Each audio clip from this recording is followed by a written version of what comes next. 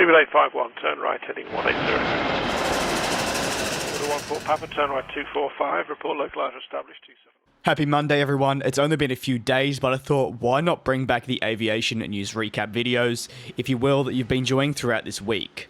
Today's video covers recent financial and quarterly results over at United Airlines, the reveal of an A330neo that's brand new, and more.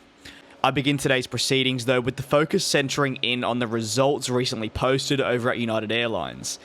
With Delta being covered here on the channel, I only saw it fitting that I gave United the spotlight as well to see how they've been tracking recently.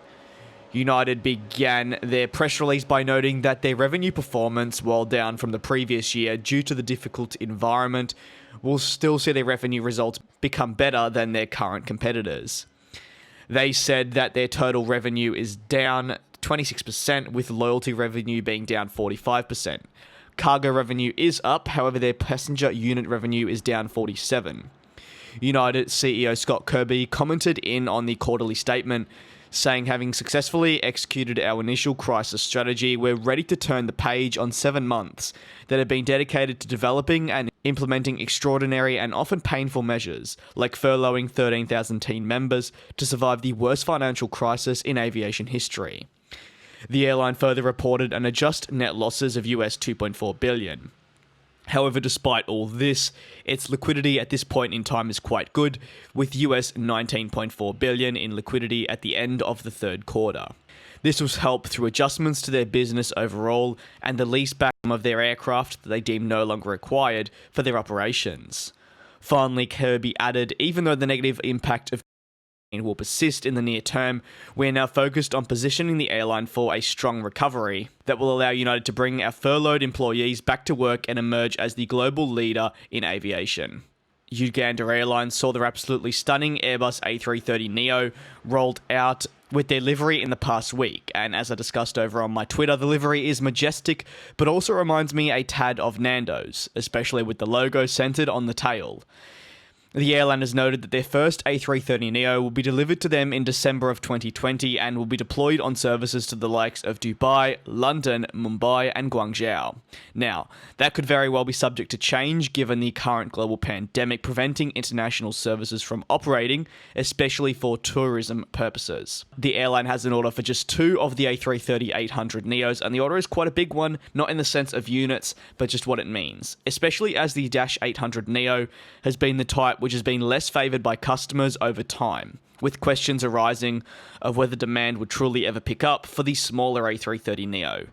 The -800s will be equipped with 3 classes, including 20 passengers in business class, 28 in premium economy, and 213 in economy class. That's a total of 261 seats.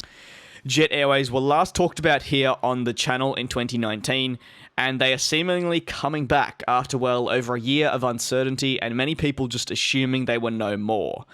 The airline, if you are unaware, is an Indian one and went up against the likes of SpiceJet, Indigo, and Air India, and it's safe to say it struggled.